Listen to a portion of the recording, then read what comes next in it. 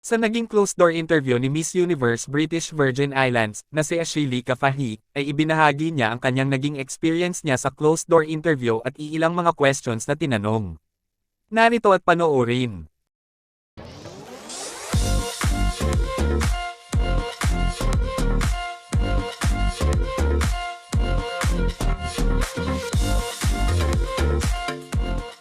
Everyone, I'm back with a quick update. So my interview is finished and it was really good. It was really good. I feel very confident in what I presented to the judges. They honestly did not make you feel intimidated. The room it felt warm and comfortable, and it really provided an atmosphere to portray who you are. It was absolutely amazing. The way that it's set up, very interesting. So there's two panels of judges, and you get to speak with both panels. One of the things that was amazing to me and I thought was absolutely cool was the fact that both panels asked me about my favorite color. So if anybody knows me, they know that I exude pink. I love pink. Pink makes me happy. I genuinely love pink. And one of them asked me, where was my love for pink influenced from, whether it was from Barbie and stuff. And I was being honest because it's about you and presenting and representing who you are as an individual. Well, I have. Can you see with the outfit? Yes, you can. But I took off my heels, so I'm in bed suppose. But this is my fit.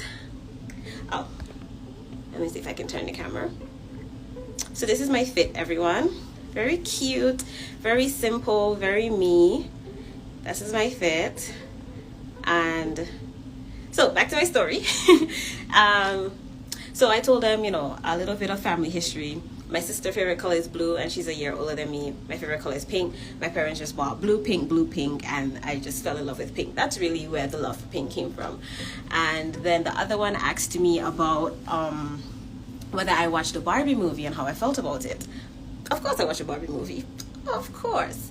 However, being a literal individual that I am, having studied literature, I dissected the movie, and instead of just looking at it as hey Barbie, let's go Barbie, I really looked at the social implications and issues that the movie tried to portray, and I thought that was absolutely amazing because I compared it to us delegates at Miss Universe, where the public only sees the glitz, the glamour, the beauty, but we are still human beings and we do still have issues.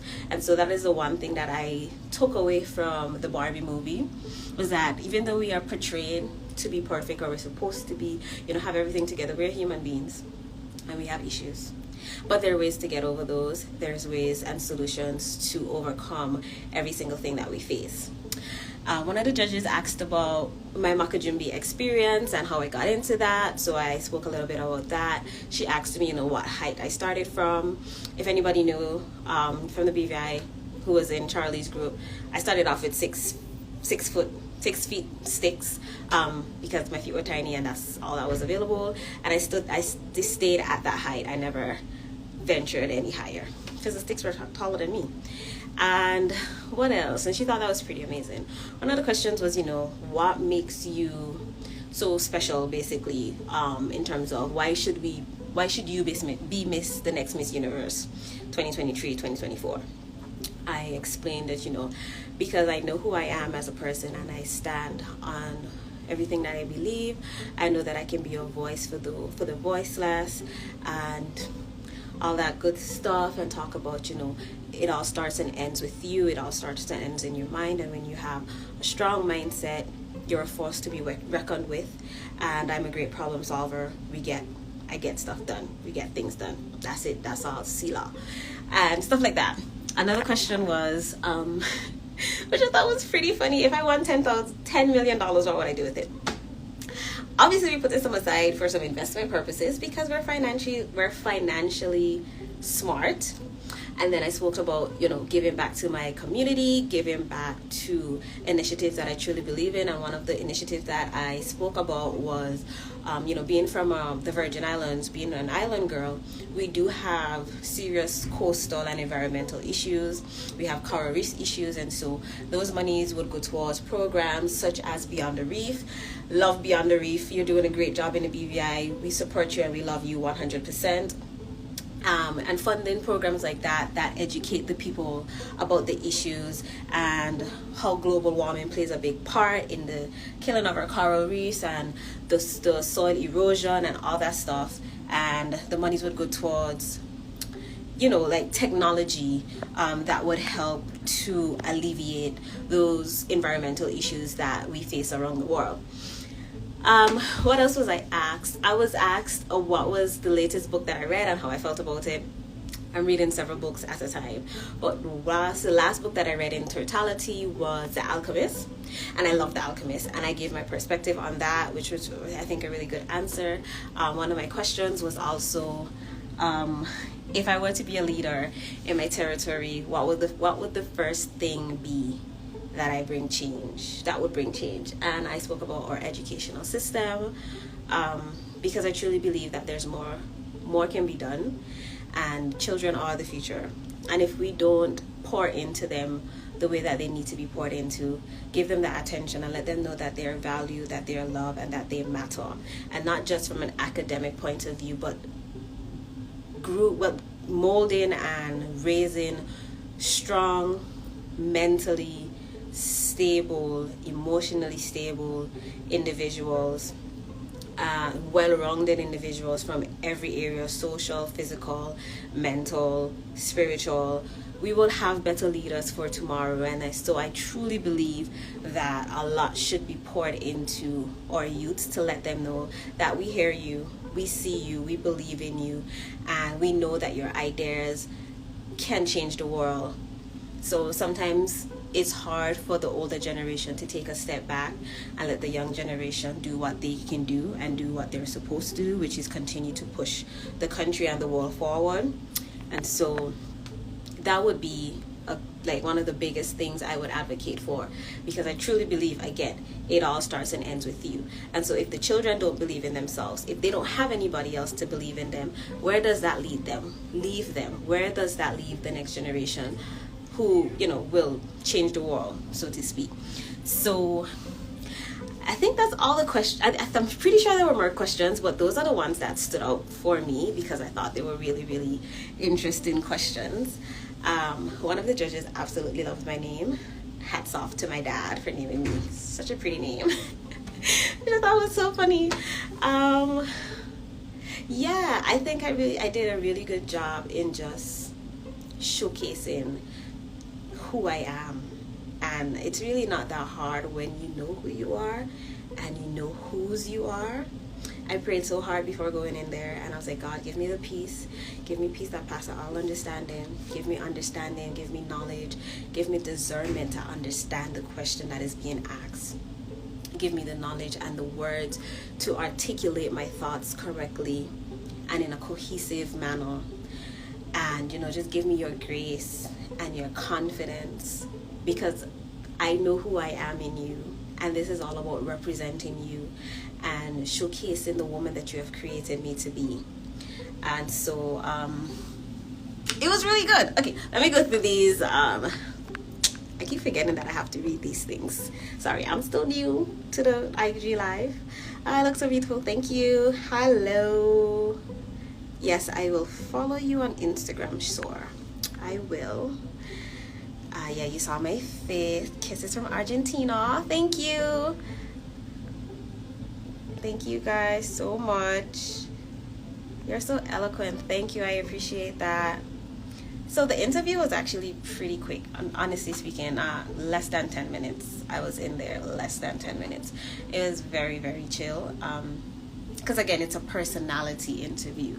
They want to know, who is Ashalaka and what is she all about? So there was lots of laughter, lots of giggles. However, you know, I still remain poised and elegant and eloquent in my speech, in my stance, Well, at least I thought I did. I hope I did. Because it was still very nerve-wracking, to be honest. But when I got in there, the nerves kind of subdued, and it was like, we're on a mission, let's do this. Show up as your best, true, authentic self, which is what I say every single time, and that is exactly what I did. Hello, hello, hello. Hi, beautiful. The way you speak, giving me an impression that you're really smart. Oh, thank you. I am, well, I like to believe that I'm very smart. I see your confidence. You have aced your interview. Thank you so much. Whatever happens, be prepared for prelims. Yes, that's the next hurdle. I'm just so grateful that I can let my hair down just a little bit, but the journey continues. However, we're taking it one day at a time, one step at a time, because it's still a journey and I'm going to enjoy it to the best of my ability. So now we're going to just focus on prelims, because that is tomorrow, which is literally the actual show, you know, where you showcase everything, your swimwear, your evening wear, your walk, your poise. You know, this is what everybody sees, but I want everybody to know that Ashalaka Foy, well, let me tell y'all my name. Ashalaka Ashnala Luwana Sabria Chatel Foy is an amazing person. I truly believe that I am a great person, and I just want the world to know not only my story, but understand that, you know, the Virgin Islands has raised an incredible human being, and I hope that I exemplify and exude the love and hospitality, wisdom, knowledge, smartness, and everything that is the British Virgin Islands. And that is God. You know, God first, everything second. So I'm just grateful for the opportunity to be able to showcase my God and my faith in God on an international stage, and let everyone know that I am not afraid to speak on my Jesus ever, because he has made me fearfully and wonderfully made, and I truly believe that I am the apple of my Father's eye. Nobody can tell me otherwise. I am God's favorite. Literally, you're so beautiful. Thank you. No, my interview was today. I'm not sure. Sending love and support from the Philippines. Thank you. Just be your authentic self. Thank you so much. Also, be sexy and smart on ramp and slay. Thank you. What do you say about... Okay. Thank you. You're very eloquent. I would love to see you in the semifinals. I would love to see me in the semifinals too. That would be amazing. And I truly believe that it is possible, because with God, all things are possible. And I can do all things through Christ who strengthens me, because God's grace is sufficient. And I'm just over here quoting scriptures for you, because that is what I do. I stand on the word of God. I stand on his promises, and I know that he is able to do exceedingly abundantly above all that I can ask, think, or dream. And so I have no fear that even if I mess up, I know that I'm here for a reason, and I'm here for a purpose, and I'm going to continue to put my best foot forward no matter what.